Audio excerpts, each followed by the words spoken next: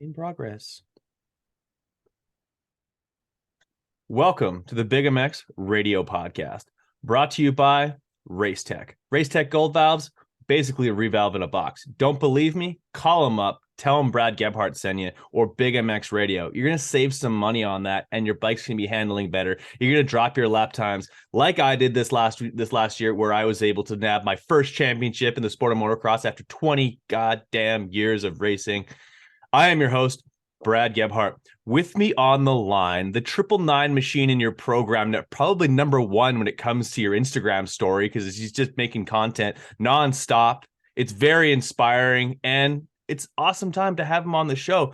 Nick Tomasunas, welcome to the BigMx Radio podcast. Thank you for having me. Hey, thanks for making some time for us here on a Wednesday afternoon. I texted you and I was like, dude, I know you're super busy. You're swamped. You're up to your eyeballs in work, but I need to snag 45 minutes from you so that we can get to the bottom of who the heck Nick Tomasunas is, why you run the number that you do, as well as just why you're such an infectious individual on social media and what the heck is MX Locker. Where do we start?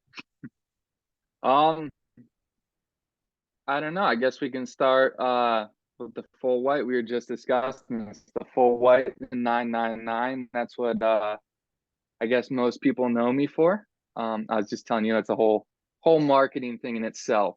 But you know that and the whole social media thing. That's basically what I'm known for. I'm definitely not known for racing or race results or anything like that. Hey, and you know what? That's totally fine. Heaven forbid anybody actually look up my results over the years. They might come to find that I might not be as reliable a source on the analysis that I give. But I also would argue that there's plenty of stick and ball sports analysts that might not even know how to throw a football. But irregardless, yeah, the white, super iconic. The number, recognizable immediately. Why all white? Why the number? And yeah, like you've been making videos and content regularly for a long period of time. First of all, what is it? What do you feel it was that inspired you that like I'm going to start making content to begin with? A lot of times it comes completely organically. You're just sort of like, I want to share my story, blah blah blah. Like it, like kind of just fun to play around with Instagram, and all of a sudden some people start to find it, they connect with it, and then the snowball starts to roll from there. Where does that story come in for you? It's funny because I actually used to be really insecure about posting videos of me riding. I used to hate my riding style, hate how I rode. I was one of those guys that I kind of just wanted to focus on going fast when I was young.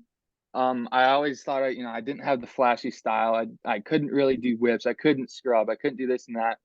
And then I ended up posting a couple of videos later in my teenage years. And I was like 18, 19, and a couple of them did like pretty well. And people were like, damn, this kid has a sick style. And I'm like, okay, I'm like, thank you, I guess, like whatever. And then I started to just kind of snowball it, and it eventually turned into me like fully grinding out videos and doing the whole content thing, and it's just saying like, screw racing, I don't want to line up anymore, like this isn't getting me anywhere. I get way more attention, I can bring way more value to the brands that I'm associated with by going out and just throwing a whip or doing a wheelie, and it's fulfilling to me that people see that and they're like inspired by it. That's really what drives me to continue to do it, is like if I can inspire a younger kid to go out and buy a bike or do this or put money back into the sport, then my job is complete. That's awesome. And you know what? You kind of just struck a chord with me there, because like as awesome as racing is, we cover the races, we watch the races. I'm sure you're like logged into whether a streaming service or watching on Peacock every Saturday night to watch those guys do their thing. But it isn't always a relatable content as far as just riding your dirt bike. There's a whole lot more kids that just go out there and ride and just enjoy the sport, whether it's at the track or at a local spot where the cops don't roll by too often. Mm-hmm. Like that, there's probably more of those people who can sort of align themselves and relate to what you do. And like when it comes to the all white bike, I immediately think to like myself of when I think of certain riders, like say Travis Pastrana, for instance.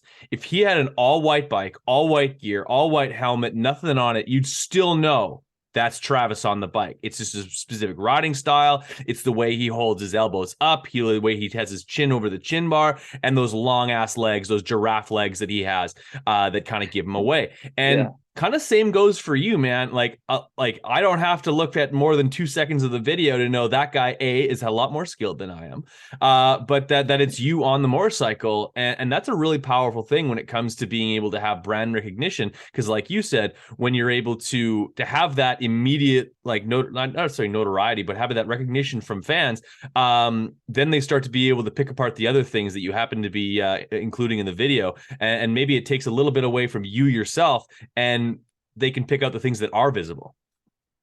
Yeah, exactly. So that was one of the main goals with the full white thing. To give you a little bit of a backstory, that came up in 2015 or 16.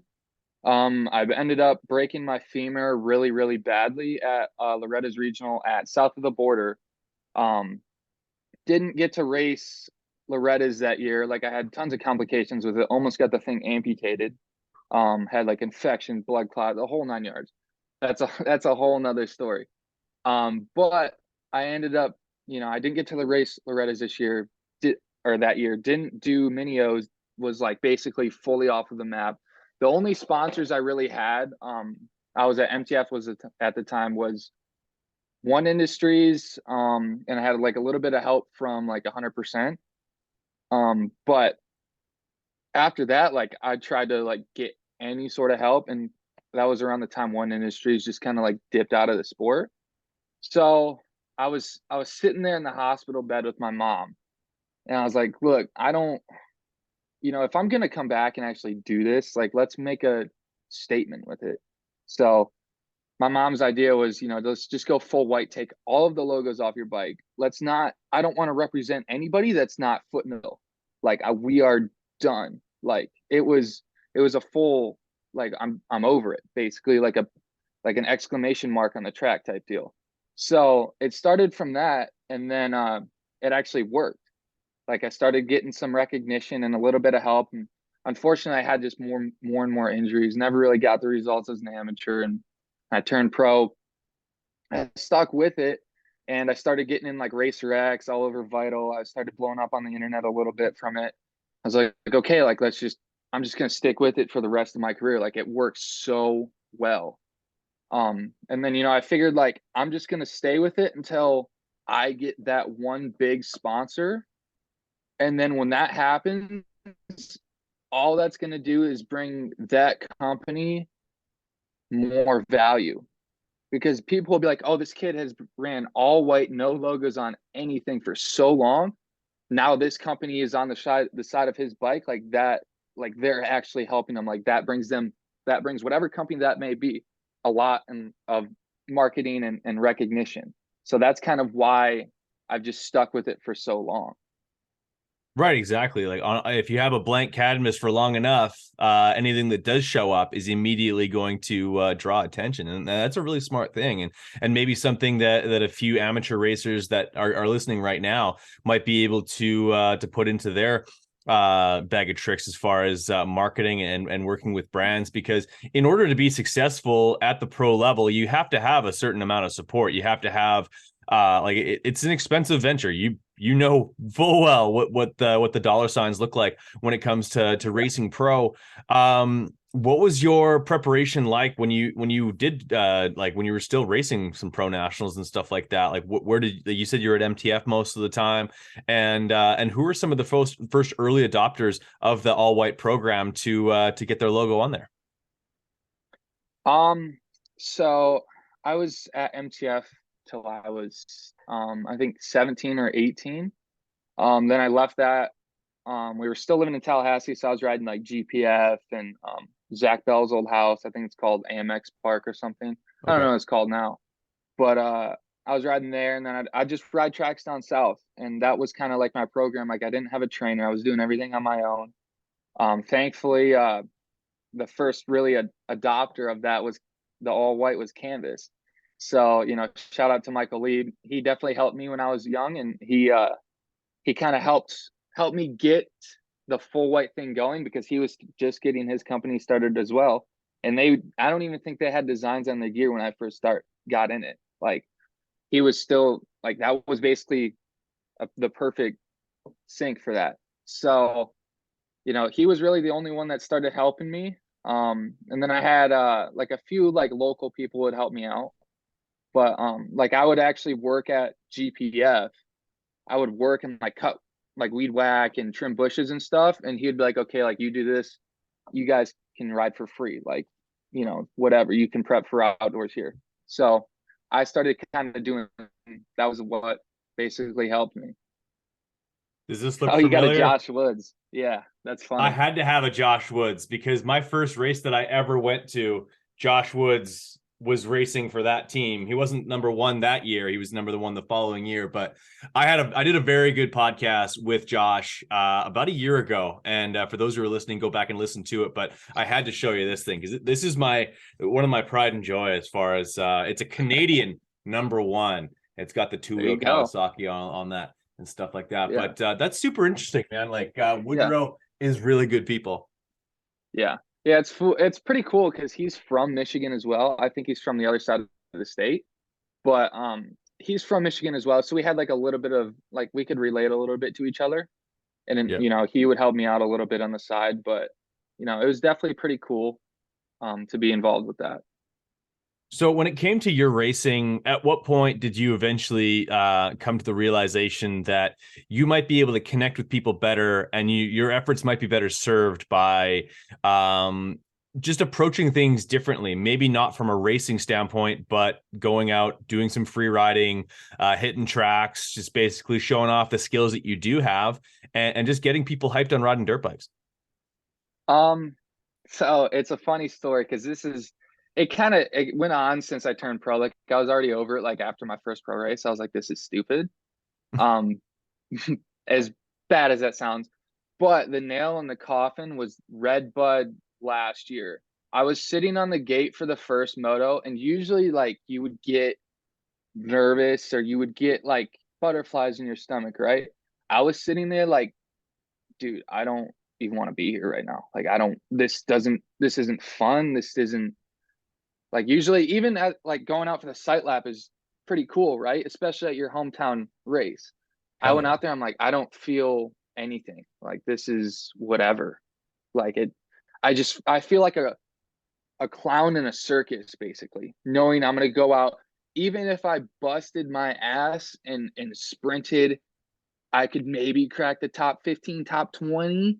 Like maybe if I put everything into it and like risk my life, feet off the pegs, like just going for it, right? What am I gonna get out of that? $1,000? That's not even gonna cover like this is a hometown race. That wouldn't have even covered my entry fee, my license fee, and the gas there and back. Like I literally came back after that month. I was like, I am done. I don't want to do this ever again. Like this is the biggest waste of time, energy, money. Like it doesn't make sense. And I don't want to sound like a downer, but it just didn't make sense to me anymore. And I had already kind of started to gain a little bit of a following just from posting cool clips or whatever on the internet. And I was like, okay, I'm already involved with MX Locker and these brands. Like, let's push that side of things and see if I can see a return on the other side of the business from it. And I did. Right. And I was like, okay, that makes way more sense logically and financially to do that than if I was to go to drive to Millville, 16 hours to Millville, like 2 weeks from that. So I was like it just didn't make sense. Absolutely, and not to sound sour at all, but you're not the first person that has told me that they went to pro racing, went to a pro national, and the juice wasn't worth the squeeze as far as like all of the effort needed to, like you said, maybe put in a 19th. When people look back on him, like, oh man, you got a 19th, like that's half decent, like half decent. That's the like that is like that was the that like that my best day is what you call half decent, like that is like, you know what I mean? Like the amount of effort and the time and the blisters and broken bones that come along with a result that on paper most people are kind of going, oh, that's not Yeah. bad, huh? Like Yeah. that's like it's that's a real way, like that's a real quick way to get kind of turned off and soured by the whole thing, especially when it comes to maybe approaching sponsors and stuff like that. Yeah, like the 19th doesn't look like too much to sneeze at, especially when it Yeah. comes to like even like I'm just as guilty when I cover the sport. If I review the race, I spend 15 minutes talking about the top three and 15 seconds talking about the back half of the top 20, and that's Yeah. just because of what people want to hear most amount of information about. So from that perspective, yeah, it doesn't totally make dollars and cents or real sense, common sense, to go out there and bash your head against the wall. Which, hats off to the guys who do. Like, honestly, the Josh Grecos of the world and the John Shorts of the world who like go after it, and they're having fun, I think, anyway. But Yeah. Maybe. maybe, I don't know, maybe they're just kidding themselves. But you yourself were able to sort of yeah, like kind of like break the chains a little bit and say, you know what, like I can do more from where I'm at, and I can create the content. I can be the cameraman, or I can be the director of my own show. And you know what I Yeah. mean? Or I can have my own circus. And honestly, that's a lot of, I can completely vibe with that, because like most people aren't surprised to find out that like I put out a resume to Racer X. I put out a resume to Trans World. I approached Vital or whoever else to write for them. The only person who's ever told me no is BigMx Radio, because it's me, and I have some nice job security, because there's no way that I'm ever getting fired from this gig, because my initials are BIG for Big Mhm. MX Radio. And I absolutely love it, is that I have the ability to put this on the internet, whether it's YouTube, which is that's what this is going to go towards, as well as a podcast on iTunes, as well as Spotify for episode 907. And yeah, I just keep lining up, and I can, like, as a vet rider from Canada at 34 years old, can make a go of this and this be my full-time gig. So yeah, man, it's a beautiful thing if you can sort of grab hold of it yourself. And it sounds like since you've been doing that, you've been awfully successful with it, and that's sort of where MX Locker really starts to step into the picture. And just in a short period of time, you guys have been growing that. And to be honest, there's still a lot of growth to be had there. Oh yeah. There's a lot of growth to be had. Well, I think our app's only been out since June of 2021 or May of 2021. Before that, we were just kind of like a website that would just buy and sell gear off like privateers and flip it. Um, but ever since we launched the app in the marketplace, it's things have just taken off. And I'm not going to take full credibility for it at all. My partners Ryan and Andrew, they have done a lot of work to get this thing off of the ground, like a lot of work. But I seem to be the almost like the face of it because I'm a little bit more publicly known than them. But those dudes have put in so much work. Like even today, like we fucking 7 a.m. till literally, I'm sure they're still working. Like it's just unbelievable. But yeah, it's taken off, and it's definitely made me realize some things about the other side of the sport and how much money there is in the sport. Not that I didn't understand that before, but when you actually start to physically see the numbers, you're like, dang, like, okay, this, you can make a lot more from this than even if I was to get a miraculous factory ride and those big salaries. Like you can still have a lot more potential with a business than a racer. One injury as a racer, you're done. You're spit off the back. You know, you got that injury clause, that 50-60% injury clause, you are forgotten about. So, you know, it's awesome to be involved with a business and be able to have an actual salary coming in and have benefits and this and that, and like you said, job security. You know, that's awesome to be, especially at 24 years old. It's a great feeling knowing that I'm still able to be involved with the industry, just not have to risk my life 24/7. Yeah, well, you still risk it for the biscuit every once in a while when you're making that thing. You're just showing drain plug, and I'm just like trying to take notes. I'm like, how to show drain plug. I'm not currently capable, but perhaps one day. But you're totally right. Like, there's absolutely a market for like whether like picking up whether it's riders pro gear or special edition stuff. If you're able to like sort of consolidate that and then make that available to a broader audience, that allows you to have that like that the market of motocross. We always talk about, oh, it's so small, it's so small. Well, like every single stadium in every single state has 60,000 people to fill those seats and scream for blood, and honestly, that's probably not even a really good representation of how many people are really interested in the sport in North America Mhm. alone, let alone globally. And yeah, it's a whole lot bigger than a lot of people would have you realize. And honestly, sometimes I think even the companies themselves downplay it so that not they're not on the hook to sort of support as much as they're really at, because they sort of like, it's just a small market out there, man. Like, I don't know. Yeah. I think of like, just as far as like numbers wise, like when I think of like the podcast numbers that I pull, like if I get 20,000 downloads for a podcast, I'm like, that's only 1/3 of a stadium. Like Yeah. I'm missing out on another 2/3 of the people that could be out there listening, and I like that encourages me to keep going and keep grabbing for more of that stuff, because the reality is that like I say like a guy like Haiden Deegan has over a million followers on his Instagram, or not his Instagram. Yeah. Yeah, he's down close to a million on his Instagram. Like, so if I'm at 20,000 just listening to my show, that's like I'm literally not reaching 95% of his audience. Like, I'm Hmm. slacking somewhere, right? So if I'm able to like, I have so much more room to grow, and so does everybody else as far as putting out content and stuff like that. But I think you guys are seriously onto something, and like I said, I see that sort of continuing to grow over time.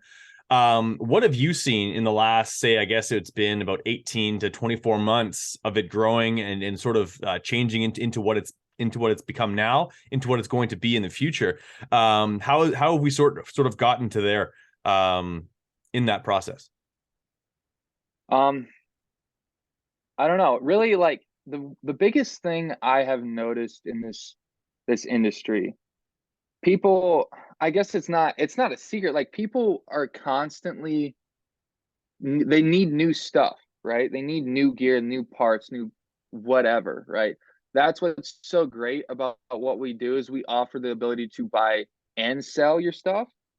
So say I actually used to do this. So I would buy boots. I would buy boots off MX Soccer, wear them for like 3 months, sell them for, I don't know, 380, $400. I buy them for 450. I buy a new pair and I'm only paying like $50 for a new pair of boots, right? So we basically power the circular economy with that.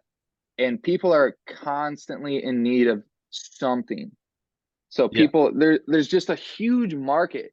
And I guess I didn't even realize that when I first got involved. It's just how many how many dollars there is in the sport. Oh, for sure. Like, and yeah, like maybe not everybody can go grab themselves a brand new pair of Instincts, but they can sure as heck get their hand. Like, they would love to part ways with 70% of the purchase price for a pair of Instincts that got some time on them. And like, no Mm-hmm. offense to me, but like if you're buying a 3 month old set of Instincts off of me, they probably got 9 rides on them, and you can barely tell if the soles have even been touched. Yeah. So yeah, like clean them up something fierce, and yeah, it can be part of somebody else's repertoire. I think that's a really cool thing that you guys have. And you guys have also been able to work with some pretty cool individuals like Connor from it's Buttery films. Buttery. Yeah, you guys have worked with him Yeah. before, and that's really cool as well. Like, that obviously, like, he's got a great reach. So how did that kind of sort of come about? Like, you guys were teaching each other how to do whips or what? So I don't really know him personally. That Okay. was more Ryan. But I have met him a couple times, and I will say that dude is the most laid back, chill person I've ever seen. We were talking to him at A1, and there's just a line of people to see that guy. It's unbelievable. And to me, I'm like, one, that's cool for the brand and to be involved in that. Two, that just shows and reassures me that there is a big market in motocross, and I haven't even hit anything like on my personal side and the content creation and influencer, if you want to say, side. Like, for that guy to have a line of 30, 40 people just waiting to shake his hand is just unbelievable. Like, there was a bigger line for him than like Tomac and Roxon. Like, it's just ridiculous. Well, yeah, but I think the reason for that is like, no offense to Eli or Ken, is that they don't have, like, you don't get any time with them. If I was going to a Supercross race tomorrow, I'm going to the back 40. I'm going to go have lunch with Josh Greco. Because he probably knows where to get it for free. B, because he'll actually like bro down with you, and you can chat with somebody that's like, well, I don't know, like 7 seconds a lap slower than Tomac, but like a million seconds faster than me. Like, and where, like, is the way it's all set up, like, you basically roll through the autograph line. Like, most of those guys barely look up. Like, the only time I actually had a back and forth with anybody in an autograph line was James Stewart in like 2005, when he threw the 259 on there instead of the 7, because it was a 2-stroke poster. I'm like, yeah, he knew what I wanted. But like, it's totally different. Like, that, like, with a guy like Connor, like, you can touch and feel, and he'll take a second to bro down with you, because he knows the value in that. Because every single time he does that is a person who won't miss a single video he puts out. And if you can do that with X number of thousands of kids, that's X number of thousands of kids who, every time that notification bell goes off on YouTube, they're watching and they're commenting something positive, or what, or they're, you know what I mean? They're clicking through and supporting the sponsors and stuff like that. And there's a lot of value in that. Whereas I think a lot of the teams, because I don't know if you have noticed, but like, personal sponsors have gone pretty much out the window for factory superstars. Like back in our day, there was like, everybody had a shoe deal, everybody had this or that. Like, it was sort of contingent on, like, if my personal sponsors are successful, I'll get that much more money than the following year when it's time to re-up my contract. But guys don't really have that anymore. So it's like, these are my team sponsors. I have to wear the shirt that's got all the stickers on it and stuff like that, and just sort of like cycle people through. And I don't know that creates that same connection that you're able to make, or that Connor's able to make with people who, there's that little personal touch that's necessary to, like, that's honestly, it's the marketing version of like customer service. Yeah. Yeah. And personality plays a huge role in that too. Yeah, Like, Connor's personality is a lot more, I don't want to say likable, but it's a lot more relatable than like a Tomac. Like, you don't even really know who Tomac is behind the scenes, but totally. a Connor Erickson, or like I don't know who's another one, like his buddy, like Medium. Like, Yeah. they both just have a crazy following, and it's because of their personality, you know. Obviously, they're pretty damn good on a bike too, but like, their personality and them willing to have that back and forth, like you were saying, with their fans, is what brings them that line of 50 people. Yeah, exactly. That's the relatableness, where someone can say, like, see Medium and Connor like chilling in the van. Like, that's exactly how me and so chill in the van. And we talk Mhm. shit and they talk shit. And that's something that is something that people can really relate to and they can connect with. And I think that's really like the sort of the linchpin to their success, is that like, people who watch can like basically put themselves in that same situation, and a lot of, like, they get to ride a whole lot more than people ever wish they could ride. So a lot of people are sort of living vicariously through all the shenanigans that they do. Plus, sometimes they're connected with some pretty hot looking women, so that helps too. But so for you, when it comes to content creation, what makes Nick Tomasuno like creation? Like, what are some of the elements that need to be there for you? Um, Honestly, probably just the all white. I feel like that's the big click thing, right? The all Yeah, white bike, the all white gear. Um, but like, when I go out whipper and I tails. have, yeah, yeah, whips are the thing, but a lot of people can do that, right? Um, I definitely tried to separate myself a little bit by trying to do like some weird, like, just out of pocket shit on a bike, like, I stuff that is so, like, you just wouldn't do that, right? Mhm. That's what I'm trying to do. Like, I'll just wheelie over something. Like, that's not how you attack a tabletop, right? You're supposed to jump it. I'll wheelie over, even if it's slower, it just looks cool. It gives you that wow factor, right? Yeah. But like I have a whole thing. Like if I go out and ride, what's the 15th, February 15th? I haven't ridden since January, the Sunday after A1, but I go out and I'm like, okay, I want a camera on me at all times. I want to have 3 weeks worth of posting Oh, like you got to stock the shelves. constantly. Oh, dude, I still have stuff to keep me going till like April. Nice. Like like that's my goal is like, okay, if I'm not riding as much as I would like, I need to go out and get and just like you said, stock the shelves because that's what keeps the wheels turning. Absolutely. And that's what actually, like when I talk to guys who want to do podcasts and stuff like that, or any type of doing content, is that like you can't wake up with bare shelves. You can't.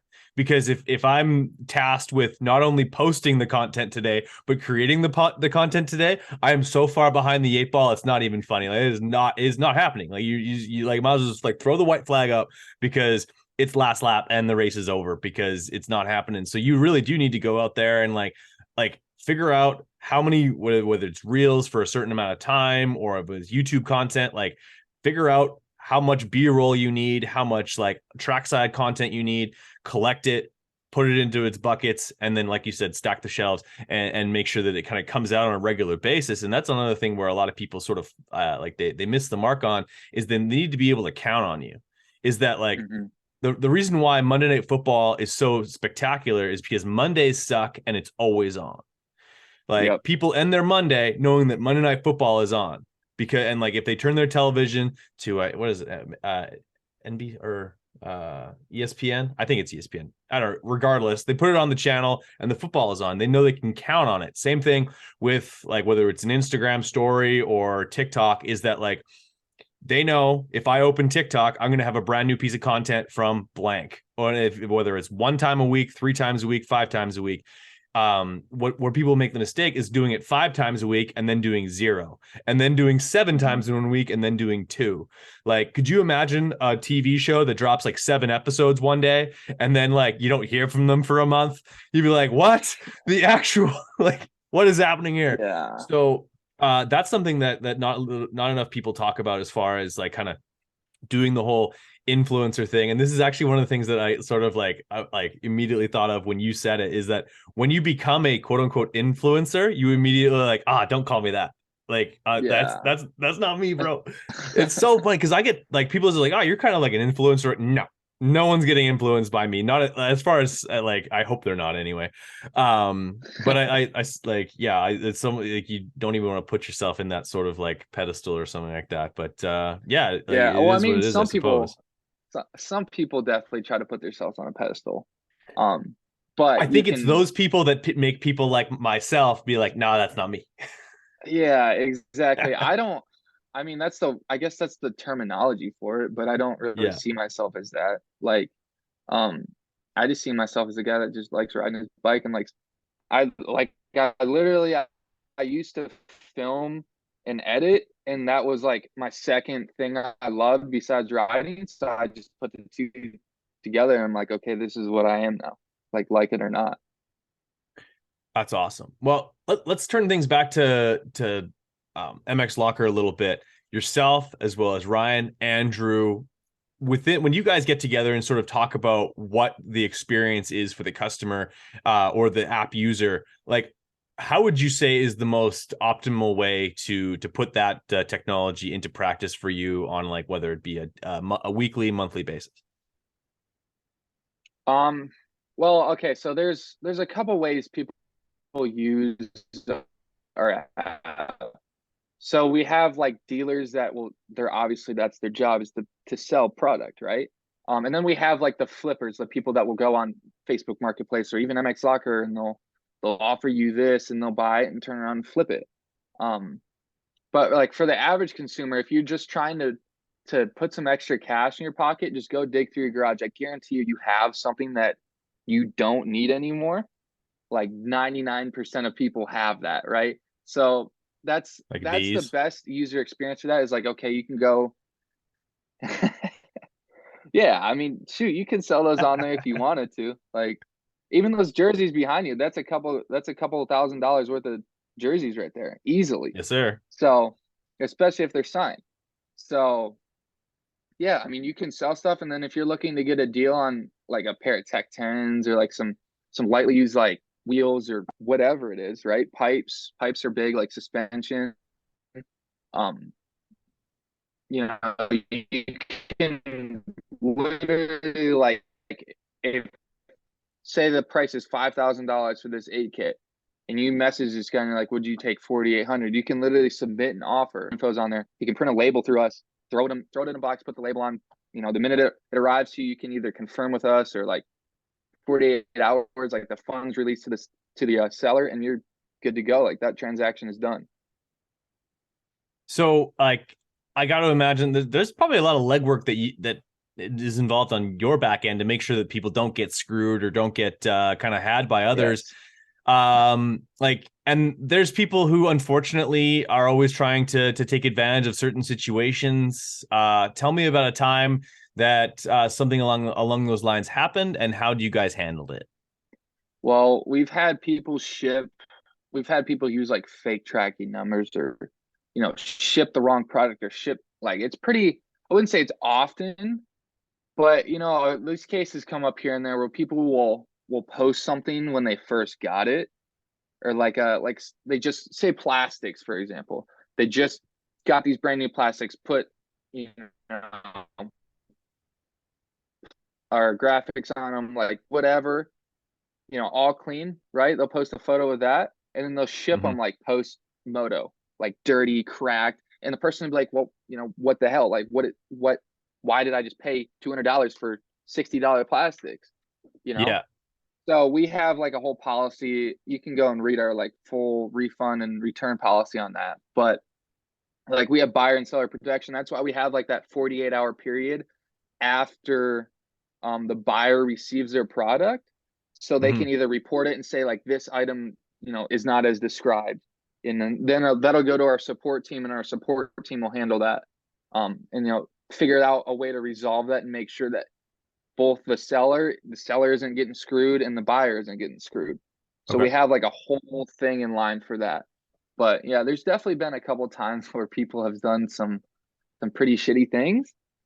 And that's on, unfortunately, it falls on us, right? It falls under MX Soccer, but that's like the user themselves, like the seller themselves. Some people are just like that. Some people love trying to scam or do this or that or whatever. But yeah, like I could easily see someone buying a brand new new pair of Tech, or like Tech 10s or Fox Instincts, taking some pictures of them, going and motoing down for a couple of weeks and like not washing them the way they're supposed to, and then selling them for a little bit less than what they paid for them, and then they ship off some boots that are completely mangled, or they happen to ride in Georgia, so they're just stained like red or something along those lines, and someone gets them and they're like, yeah, these boots are hooped, like especially if you run like razor sharp pegs or something like that and just like gnarl the bottoms of them or something like that. But I would expect that, like that, and that's everywhere. Like literally, like you go on Instagram, there's nice people, there's assholes. You go on TikTok, there's more assholes than nice people, but they're there. Like I think it's funny. Like literally, like my rule of thumb is if people are saying mean things to you on the internet, that's kind of like a rite of passage. That means you've made it. Unfortunately. Yeah. Oh yeah. Like if people have some mean things to say to you, you're like, I've made it. But yeah, like that. I'm sure there's people like that, but for the most part, like the motocross community is such a cool community in the fact that people love to share stories, people love to share gear and everything else that comes along with that. Like, how many times have you gone to the track where you forget something at home, whether it's a helmet, boots, jersey, and like, yeah, putting on somebody else's helmet is not my favorite thing to do to get some throttle therapy, but if it needs to happen, it'll happen. And people are often like, honestly, people that I haven't even met before, I'm like, yeah, just like I got an extra set of boots, go like you're not driving all the way out here not to go ride. And I feel like this is a little bit of an extension of that, is that people who maybe they don't have a dealer that's like really good around them, or maybe that like that the dealer, like there was a I noticed you guys had like a really LE set of Fox Instincts, those like green ones that Yeah. those are extremely hard to get your hands on. And like if you weren't part of that like exclusive, like I think it was 73 people that ended up getting boots, like if you weren't part of that, like shit out of luck. But this sort of like expands that. It allows people to maybe get their hands on something that they wouldn't otherwise be access to. So that's pretty cool. Yeah, we've had like we've had those Fox Instincts pop up. We've had some pretty crazy stuff like I'm not gonna name names, like X Factory riders will make like, you know, different named accounts, like anonymous accounts, and they'll sell like their old like athlete only stuff. Um, so we have like a lot of athlete only stuff pop up. We've had Red Bull helmets pop up. Like we've had monster lids, monster like apparel, Red Bull, like all of that stuff. We have some, like if you go and you go on the scroll hole on our app, like you'll see like some pretty cool stuff that like the general public can't get their hands on, which is, just another cool thing about our app. This app. Yeah. Beautiful. I have that like it's one of the only apps that's not like hidden in my phone because I'm actually in there. I keep everything all kind of like put away and whatnot. But that one is right on the main page. And that's pretty cool. And that actually kind of sounded like I don't know why a professional athlete would have had to sell some of his stuff. I hope it wasn't because he needed to. Yeah. But like that does happen. I would like to think the majority of that happening would be like because some of these guys get so much stuff, like whether it's Oh yeah. hats or helmets or whatever. I remember one year, I don't know if you remember this one magazine. This is actually a lot of years ago, so you might not be old enough to remember, but they did a thing where they went through like the top guys and listed like how many pairs of what got sent. And they had Oakley sent James Stewart 250 pairs of goggles throughout the year. That's a pair of goggles for all but 110 days of the year. And it's like, are you kidding me? I don't think like I've been racing since 2001. I don't think I've owned 20 sets of goggles. Like, you know what I mean? Like just because I get a lot of use of out of stuff. Maybe I've had more than 20, but like you know what I mean? Like it's certainly not over 50. And yeah, it just kind of blows my mind to like the amount of product that these guys get sent out. So yeah, if they have this stuff at their house, they're like, okay, like this is taking up a lot of room. Um like I have the buying a storage space so that I can keep all of my jerseys and stuff like that. Or I talked to guys, who was I talking to the other day? It was like, yeah, like I have lots of jerseys, but no, or I have no lots of pants, but no jerseys. So there's Yeah, like, that's a whole nother thing. A lot of these riders they'll have so many pairs of pants they can't give the jersey or like send the jersey with because it has their name, number, like all the logos printed on it. Like I yeah, remember, I'm not gonna name names, but we bought a bulk deal from one of this rider, and it had these logos on it, like stitched onto the pants. So I remember my girlfriend and I were sitting here, and we literally had to like seam ripper. we had to unstitch the logos on it so we could sell it because the rider was like, "Hey, like we'll do this, like take those logos off so I don't get in trouble." Yeah, you guys got to take the ET3 off the back because people are gonna know. Hey, if it That's was awesome. ET3, I would probably have it hanging up on the wall here. Yeah, I'd probably just keep that and just be like, yeah, we sold them. Don't worry about it. But that's super interesting. So people can go find the app on MX Locker. Is there anywhere you guys don't ship to? Like, is this like worldwide, coast to coast to coast, or what's the deal? That's up to the seller. We have the Okay. ability, like our shipping system has the ability to ship anywhere in the world, like literally anywhere. That's up to the sellers. Like if they list something, they can have a switch that like if they don't want to ship to like Canada per se or South America or wherever they don't want to ship to, they can switch it off. And they can set their own shipping rates and the whole nine yards. So they're not getting screwed on shipping as well. And we have like a full shipping calculator to tell you like exactly how much it would cost to ship from your zip code to, California or whatever, wherever the other zip code is. So we have like all of that. So people, if they do their due diligence, they don't really get screwed on shipping. Fair enough. Just one more opportunity for people to not ship to Canada. The discrimination is real. Although I live about an hour away from the border, so there is a nice service called Mike's Parcel Pickup that you can just use their address as an American address. And that's how I used to get like all the companies that used to send me free stuff that they wouldn't send to Canada. I'm like, just send it to so and so. And then I'd drive Oh, across, no go pick way. it up, head back. Yeah, that was like, yeah, Mike's Parcel Pickup would send me like half the stuff. And then like actually like, well, I don't think Revenue Canada is listening, but what I would do is I would bring a custom painted helmet with me as I'm driving down. And like they want to charge you like duty as you go back, right? They want to charge you for like what you bought because you bought it out of country. So I would have my helmet with me, and they're like, "Well, what'd you go pick up from Mike's Parcel Pickup?" And I'm like, I had someone paint the helmet, and they're like, "Oh, how much was it?" I'm like, "He did it for free." And the guy's like, "Oh, okay, well, you're good to go." Meanwhile, there's like fucking a kit suspension in the backseat of my truck, and no one's the Yeah. wiser. It's fine. Don't worry about it. But that's Yeah. super interesting and fun. Where can people follow along with your story and continue to sort of get to know you, Nick? Um, Obviously Instagram's the number one. That's just my name, Nick Tomasunas. Same with TikTok, and like literally everything I'm on is just Nick Tomasunas, right? Because nobody's gonna take that username.